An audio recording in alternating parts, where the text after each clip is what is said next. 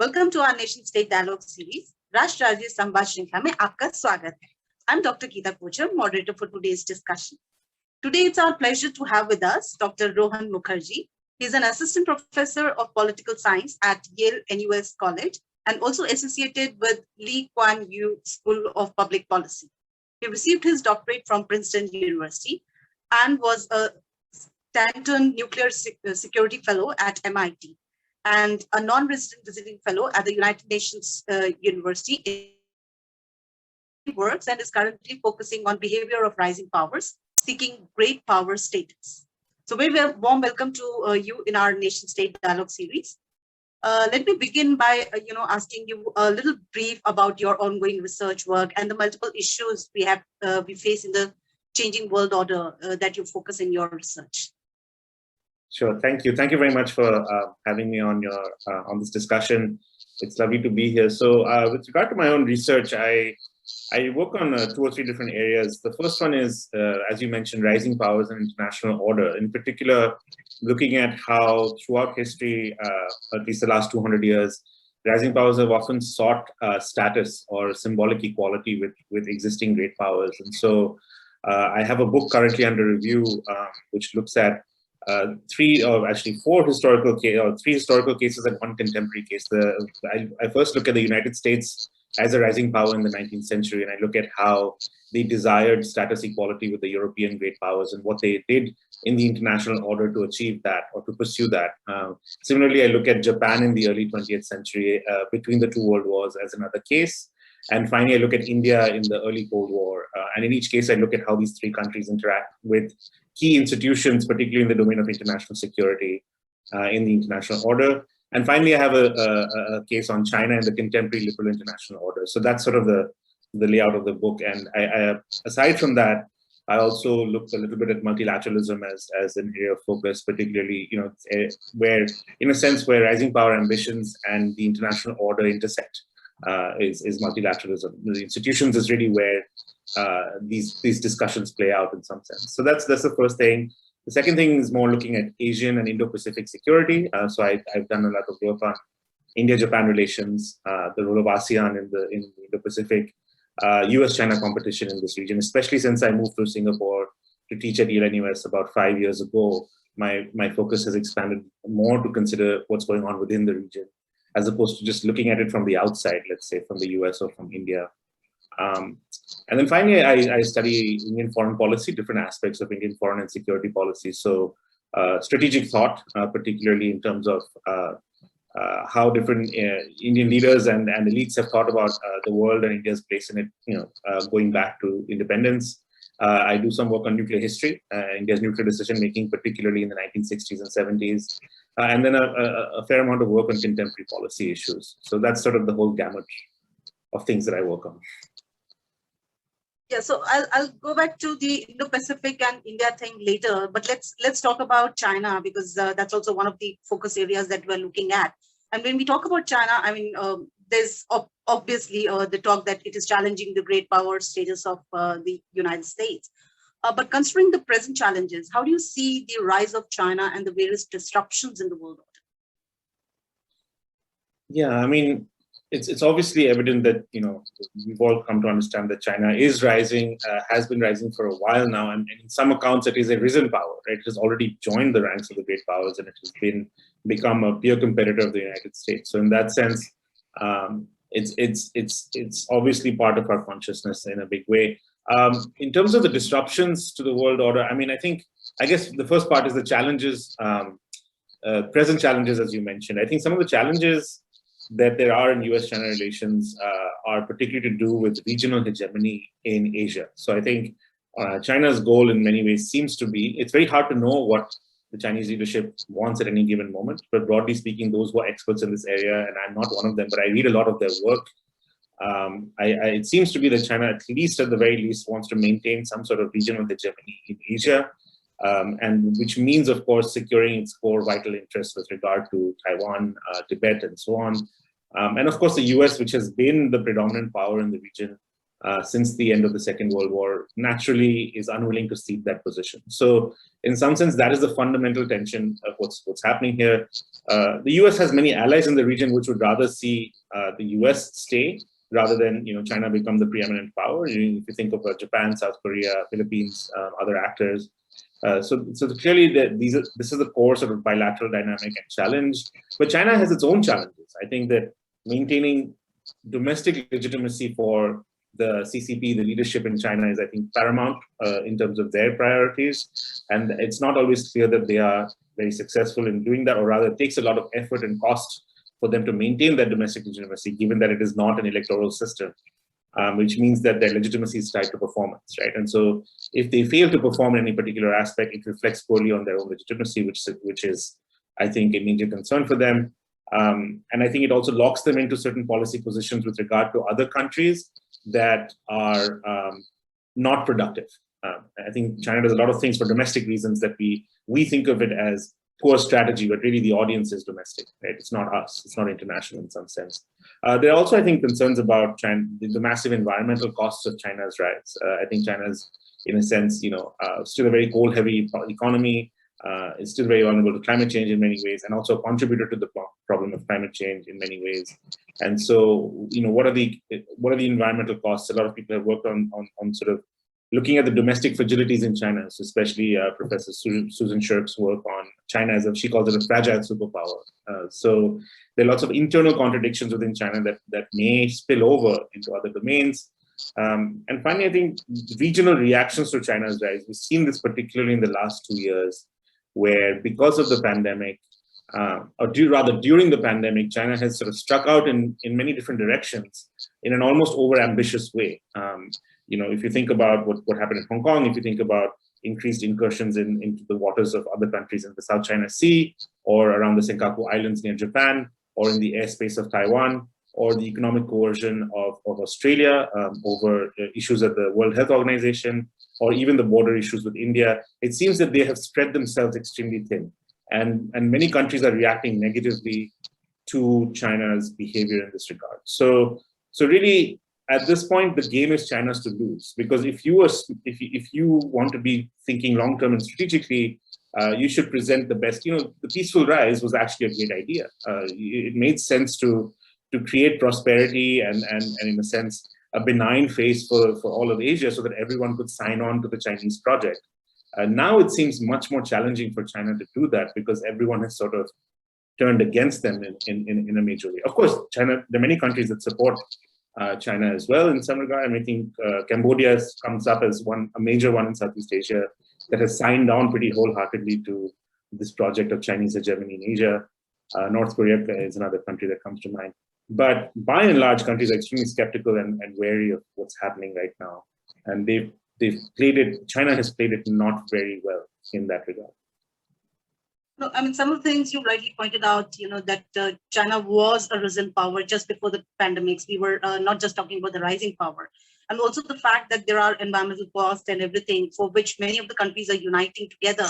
But looking at, China's ambitions and what it has been doing since 80s is a very targeted approach. 2050 is again the next target that they have put for itself. And considering that many of the countries after the pandemics, are uniting together to contain China or stop China's rise, the status of China is going to be a little more difficult to deal with all these countries. So do you think that pandemics and the multiple conspiracy theories that we are hearing every day can really obstruct China's rise, and maybe there would not be something like a US-China or G2 thing evolving if that happens? Because we are also reading about how Biden and the Chinese are really doing certain things which are for amicable relations. And it's beyond what we were talking about, the peaceful rise. It's about a different kind of development. So how do you see that?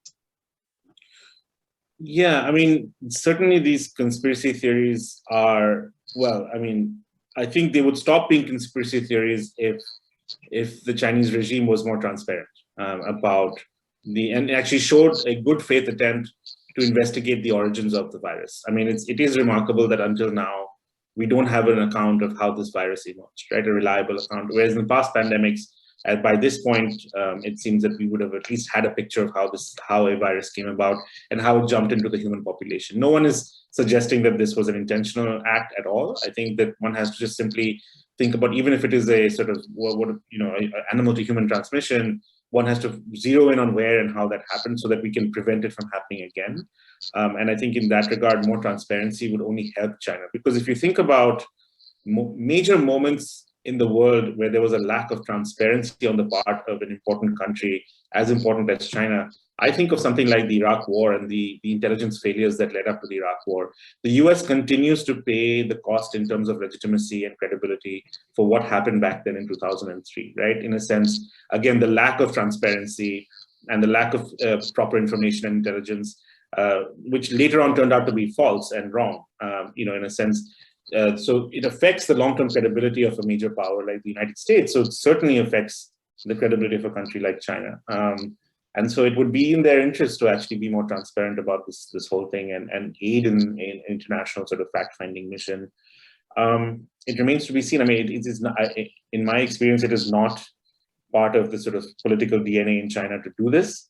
And so if they continue to not do it, then we just, the world would have to sort of accept that in some regard. But I think China's image will take a beating if they don't act transparently in this moment. So yes, so I think there can be some obstruction, but I think China's actions during the pandemic, as we already mentioned briefly, have also done a great deal to obstruct China. I think this counter coalition that you can say that, the Quad or other groupings, Quad Plus, which involves Korea and Vietnam and other countries, countries are coming around to this notion that they need to do something to at least convince China that going beyond all the limits of today's world in terms of what's acceptable to neighbors and regional countries would be costly for China. It's unclear to me what instruments all these countries have to do that, because ultimately many of them are deeply tied to China in economic terms. But that's also an ongoing project for countries like Japan, Australia, and India, who have officially talked about diversifying supply chains and trying to sort of reduce their dependence on China to some extent. So again, you could very well provoke a counter coalition, and this history has shown this always, that when countries, particularly rising or recently risen countries, overextend themselves, they in a sense, they strike out in all these different directions, and often they overextend themselves, because of domestic groups that are pushing for this. They end up provoking an encircling coalition, which often has ended in conflict. Now, we may not see that in a world where nuclear weapons are in the hands of many of these actors, but it does certainly create obstructions for China going forward. And as far as the United States and China are concerned, this notion of a US-China condominium or a G2, it existed at one time, but I don't think it's any longer possible. But the way it existed earlier also was not entirely accommodational of China's status ambitions. I think that the US would have preferred China to be a junior partner in the G2. That was what the whole rhetoric of responsible stakeholder was about, if you think about the sort of early 2000s. And for the US, responsibility meant, do what we want you to do, right? Which is not necessarily what China wants. And so a true G2 of equality was never on the table. Had it been on the table, maybe China would have considered that.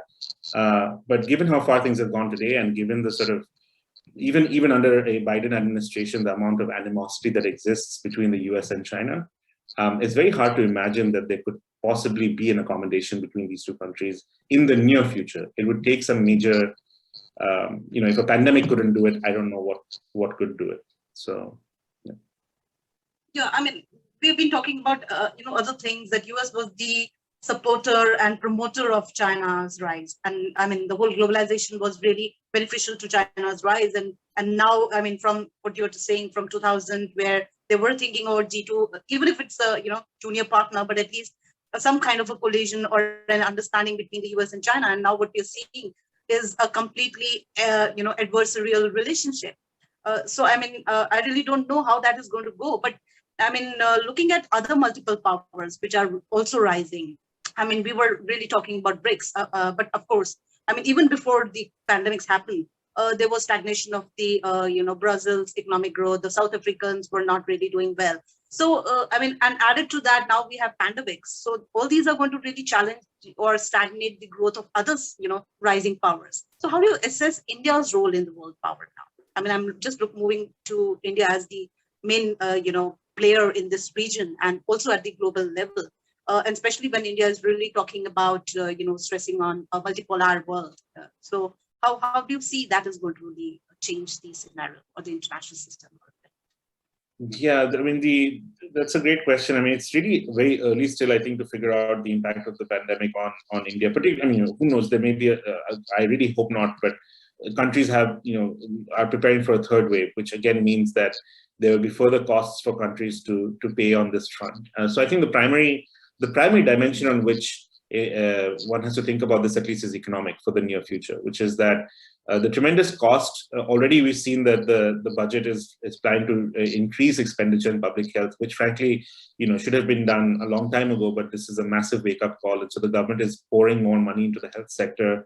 That's going to mean that there's less money to put elsewhere, right? And of course, health pays off in the long term in the sense that it creates for a more robust population that can actively participate in the economy. But of course, as you say, many of the problems were preceding that, problems of unemployment and so on. There may be a healthy population, but if there are no jobs for that population, then what is the point of that as well, right? So in a sense, it requires a multi-pronged approach, which the government was struggling with even before the pandemic. And now its priorities have shifted towards health, which makes it even less likely that those other sectors of the economy that needed attention will get the full attention that they deserve. So certainly there will be some economic impact on India's future trajectory. I do think that the fundamentals of the Indian economy and Indian society are there in place. And so whatever short-term impacts are there will likely dissipate in the medium term. Let's say in the next 5 to 10 years, India may get back on its feet and start resuming the level of growth that was happening earlier, at least. So 6%, let's say, or 7%, which is still tremendously high for a large economy and like India. So in that sense, on the economic front, I think there will be a steady recovery. One can think about the political cost as well to the ruling regime. I don't think there is much there. I think that will also be a short-term effect. I know right now a lot of people are angry and blaming the government and the state governments for lots of failures, but that aspect compared to the decision of who must govern are often not fully connected. I think that, in a sense, that cost will not have to be paid very heavily on the political front. But the diplomatic cost is another interesting thing that people have been talking about lately. What is the diplomatic cost that India will pay with regard to its inability to provide vaccines in this moment to other countries and so on? And again, in that situation, I don't think that the world is unforgiving. I don't think that they don't understand what's going on. Obviously, a country, when it is in an emergency, will stop the export of vaccines and keep some, use them for its own population before it can send them abroad. And this is a very common thing. The EU did it, the United States did it, and India has also done it in that sense. So the rest of the world is still waiting for India to sort of resume its exports. And yes, there will be bad blood and neighboring countries will be upset by this. But over time, I think that too, in the medium term, these effects will sort of, I think, go away. And India will, at least on the sort of military power front, continue its growth and development. And so in terms of creating a multipolar world, as you mentioned, I think we can expect a delay, but not a fundamental change in the trajectory or the plans that India has for that. I think that India would certainly welcome a world in which Russia, China, and India, and other countries, Indonesia, and so on, are actually major players in the Indo-Pacific region, and the United States, of course, as well as Australia and Japan, in a sense, creating enough room for India to achieve its own interests without having to, join one camp or the other camp and then therefore cut out its options in some sense, right? Because no matter how much we talk about decoupling and, all this supply chain stuff, there is a very basic advantage to dealing with China, to trading with China. You can't forget that, right? I mean, when you have a large population that needs to be fed and that needs consumer goods and that needs other kinds of manufactured products, you can't simply turn that switch off tomorrow. You have to sort of manage your interests to the extent that you can. So I don't think India will ever stop trading with China or doing business with China. On the margins, I think there are things that India will do to inflict some amount of damage, in the sense of denying Huawei, for example, 5G, participating in the 5G trials, right? Giving priority to local companies like Reliance and Tata, and things like that. Strategic actions rather than wholesale, because then you're just cutting off your nose to spite your face, because you will ultimately pay a cost if you try to change the trading relationship too much. I mean, two things which you really highlighted, and I'm going to raise the questions on that. One is about the diplomatic thing, and second about the military thing. So let's talk about two combined things. In the sense that militarily, India is becoming a little stronger, in the sense it has ambitions for medium and long-term plans, and also it's trying to rebuild relations with other countries, whether purchasing certain military goods or supplying the military goods to Southeast Asian countries and things like that. And at the same time, at the diplomatic front, it is also having some coalition or an understanding with other powers like Australia, Japan, and the US in terms of Indo-Pacific, or what we call the Quad. So how do you see these arrangements, which are like sort of an alternative to China's rise in the region, or the influence China is going to have, or a hegemonic position China is going to have in the region? But many are really skeptical about Quad really taking over or doing something concrete. And some of my discussions with other scholars also said that there could be a bilateral understanding with India, but at the Quad level, things are not going to be really smooth. So how do you assess and see the future of this? Yeah, I think that's just the sort of the $1,000,000 question right now. Everyone is kind of trying to figure out. It's hard to even nail down what is the Quad and what is bilateral, right? What is trilateral, right? Because so much of what was pre-existing in some sense, the stuff of cooperation between these countries has been aggregated into the umbrella of the Quad. So in a sense, what is the independent effect of the Quad, or what is the independent existence of the Quad is hard to in a sense determine. At the same time, maybe it doesn't matter, right? Maybe it's fine to just have an aggregation of what has already been going on at the bilateral and trilateral levels with all these countries, right? So in a sense, to answer very directly the question of whether it is an alternative to China's rise, I think the Quad will not succeed if it seeks to be an alternative to China's rise, in a sense that there's no replacing China in its own backyard, be it in military terms, be it in economic terms, and so on. What you can do is in a sense, convey to China that there are certain lines, red lines for each country, which are driven by their national interests, which it would be very costly to cross if China was to continue growing the way it is, right? So in that sense, the Quad can help set those lines. And in that sense, it makes more sense to think of it as a competitive entity with China rather than as something that's designed to replace China. So in a broader sense, the success of the Quad will depend on what the Quad actually becomes. If it is purely aimed at containing China, I think it will find very few supporters in the region. Countries in Southeast Asia, but even more broadly in South Asia and other places, they want peace and prosperity, right? I mean, a new Cold War is not good for business. It's not good for economic development. It's not good for a whole variety of reasons. Increased tensions and being forced to pick sides between the US camp and the China camp. No one wants that. Everybody wants to do business with all sides and, in a sense, gain from those economic relationships and political partnerships. So there'll be, I think it'll be to the great detriment of many people, many states in the region and many governing elites if the US and China, or if the Quad and China rather, were to go head to head in that way.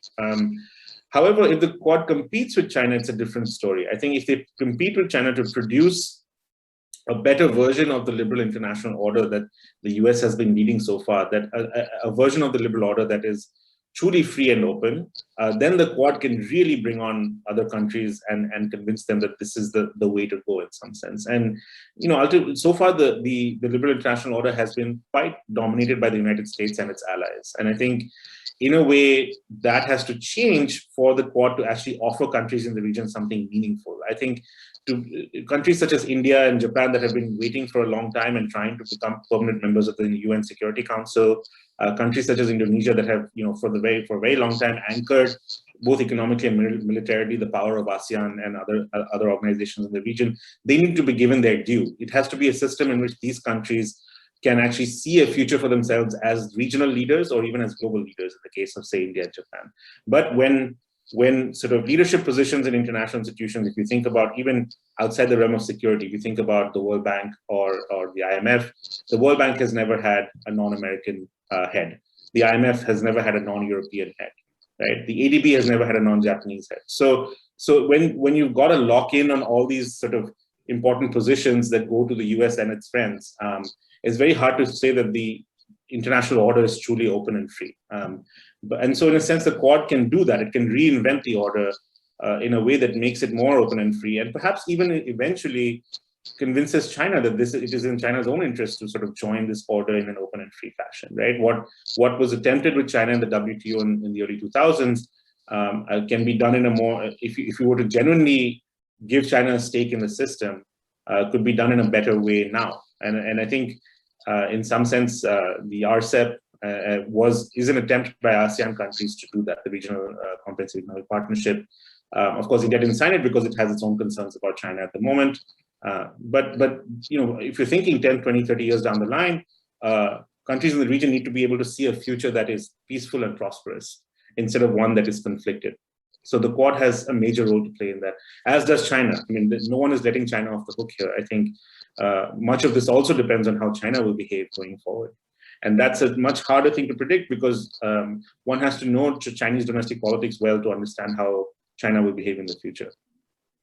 Yeah, but I mean, China is really challenging this liberal world order, and the whole studies about the governance is, having an alternative to liberal world order, because it was, as you said, it was not very, accommodative or really in terms of free and liberal in that sense. But having said that, I mean, looking at the asymmetry that we have about China and India and the other countries in the region. There is another thing that is really evolving as the G7, and many of the scholars are really skeptical about G7 becoming any greater role in the world order. And we saw what happened in the G7 recently. But do you think, I mean, G20 would be a better arrangement for India? I mean, from India's point of view, or there are any other concrete suggestions for India's foreign policy approaches to join the club of risen power? I mean, you really mentioned about India joining the United Nations, and that space should be given to that. It's a deserved kind of a space, but that may not be happening very soon. And if it's not happening, I mean, what are the other options India has? I mean, and how it is going to really reshape this thing into a multipolar world, because otherwise the world is going to be another asymmetrical formation. Yeah, again, it's a very good question. I guess with thinking about, well, first of all, clearly the G7 is unsuitable for the world today. I mean, given that it is a purely Western club, it's really, it needs to be thought of in a different way, or at least the G7 needs to be de-emphasized to some extent with regard to affairs that affect Asian countries, because they don't have much of a voice on there except through Japan. And Japan is primarily a US ally before it is anything else. So I think that in that sense, G20 is certainly an interesting way to think about, and sort of proved itself during the post-global financial crisis moment that they went through. The problem, of course, is when you start adding more actors into key decision-making, when you essentially expand the group, it becomes more unwieldy. You're sacrificing effectiveness for the sake of representation, right? It will certainly be a more representative group, but it may therefore be a less effective group because there are many more interests in the mix that are pulling and pushing in different directions.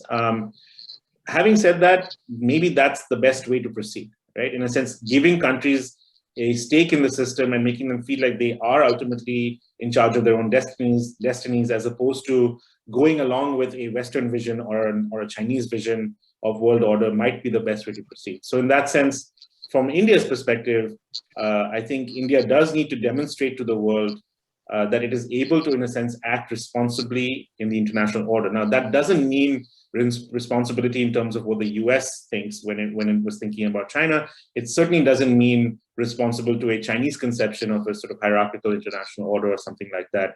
I think it means showing the world that India is willing to sort of put in the cost and the time and the effort to uphold and maintain and run international institutions, to uphold international rules, and to help international norms evolve as the international order evolves. So in a sense, India needs to sort of chart its own course to show the world what does an international order in which India is one of the prominent players, one of the top players, look like, right?